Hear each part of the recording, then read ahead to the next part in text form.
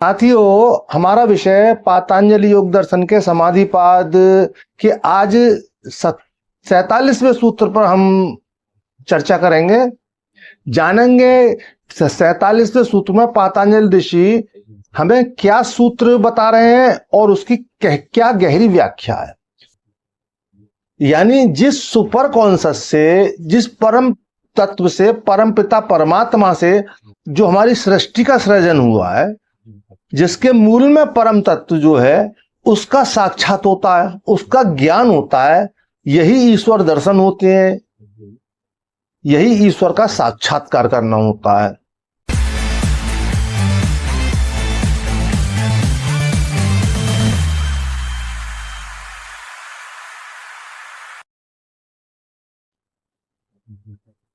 साथियों, मैं योगी हमदर्द गिरी आप सभी के चैनल योगी हमदर्द गिरी में स्वागत करता हूं। आप सभी को बहुत बहुत प्रेम।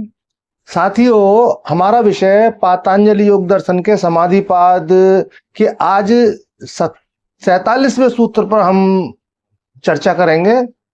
जानेंगे 47वें सूत्र में पातंजलि ऋषि हमें क्या सूत्र बता रहे हैं और उसकी क्या गहरी व्याख्या है। तो आइए समझते हैं। निर्विचार वैशारधे आध्यात्म प्रसाद।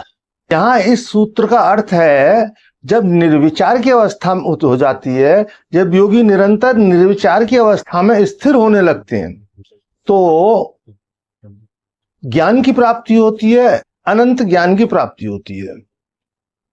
तो निर्विचार की स्थिति एक शून्य अवस्था, जहां थॉट पूरी तरह गायब हो जाते हैं, पूरी तरह थॉटलेस हो जाते हैं, विचारहीन अवस्था हो जाती है, जहां बीज भी नहीं बचता।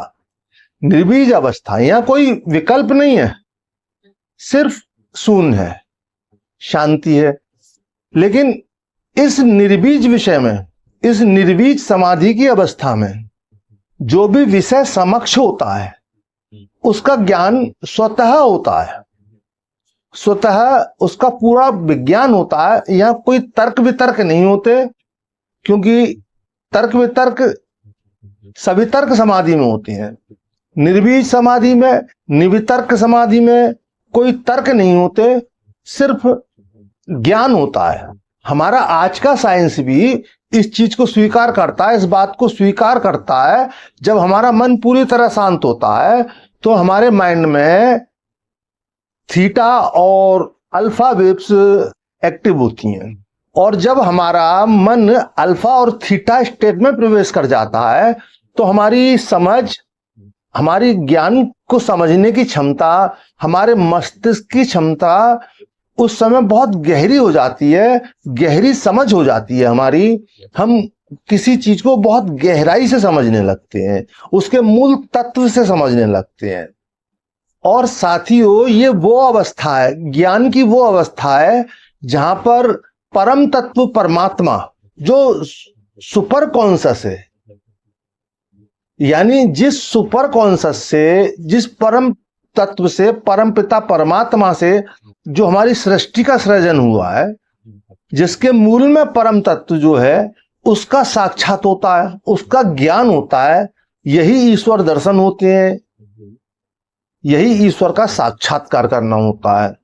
तो जब एक योगी को मूल तत्व का, जो परम तत्व का ज्ञान हो जाता है, तो जिस परम तत्व से, जिस मूल तत्व से समस्त सृष्टि का सृजन हुआ है, तो जिस मूल तत्व का ज्ञान होने पर वो योगी उस तत्व का प्रयोग करना सीख जाते हैं कि उस तत्व के प्रयोग से किस तरह से हम क्या कर सकते हैं। तो सृष्टि के अंदर, उस योगी के अंदर योग्यता होती है कि सृष्टि के अंदर कहीं भी कुछ भी वो कर सकने की सामर्थ्य रखते हैं। जैसे हमारे शास्त्रों में उल्लेख मिलता है कि अगस्त ऋषि समुद्र को पी गए थे। ये थोड़ा प्रतीकात्मक है। समुद्र को पीने से अर्थ ये नहीं है कि वो समुद्र को उन्होंने पी लिया था, यहां समुद्र को पार करने से उसका अर्थ है। लेकिन उनकी सामर्थ्य, ऐसे ही बहुत सारे हमारे ऋषि हुए जिनके विषय में हम बहुत सारी चमत्कारिक बातें सुनते हैं, और अभी आगे विभूति पाद में आप जानेंगे इन सारी बातों की डिटेल। विभूति पाद में अभी अगला विषय आएगा। अभी ये विषय खत्म होने वाला समाधि पाद। समाधि पाद के खत्म होने के बाद में शुरू होगा साधना पाद। तो साधना पाद के बाद में विभूति पाद आएगा। तो विभूति पाद में आप जानेंगे सभी चमत्कारिक स्थितियां, जो भी चमत्कार पूर्ण बातें हमें लगती हैं, और एक योगी के लिए जो सुपर कॉन्शियस को जान चुके हैं, उन योगी के लिए कितना सहज होता है उन सभी कार्यों को करना। जैसे हम आकाशगमन, एस्ट्रल ट्रेवल या भूत भविष्य वर्तमान, ये सब हम नहीं जान सकते, लेकिन जो योगी सुपर कॉन्शियस तक पहुंच चुके हैं, सुपर कॉन्शियस को जान चुके हैं, परम तत्व को जान चुके हैं, तो वो सभी कुछ इस सृष्टि के अंदर पास्ट में या फ्यूचर में कहीं भी देखने की क्षमता रखते हैं, सब कुछ जानने की क्षमता रखते हैं, और कुछ भी उसमें फेरबदल करने की क्षमता रखते हैं।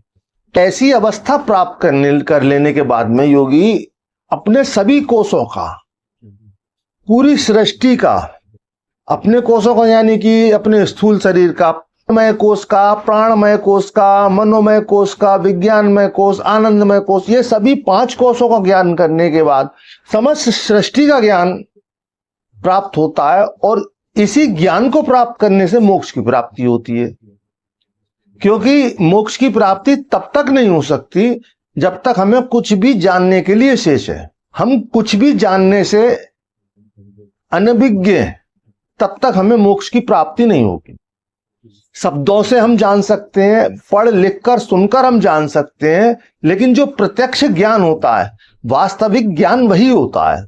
जो भी हम पढ़ते हैं, लिखते हैं, सुनते हैं, वो प्रत्यक्ष ज्ञान नहीं है।